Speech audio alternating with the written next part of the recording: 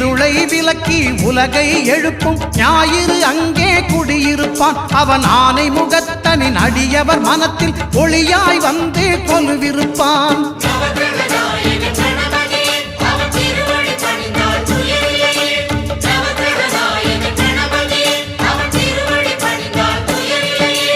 ஒன்பது கோளும் ஒன்றாய் காண அங்கு கற்பகம் என்னும் கடவுளின் மெய்யில்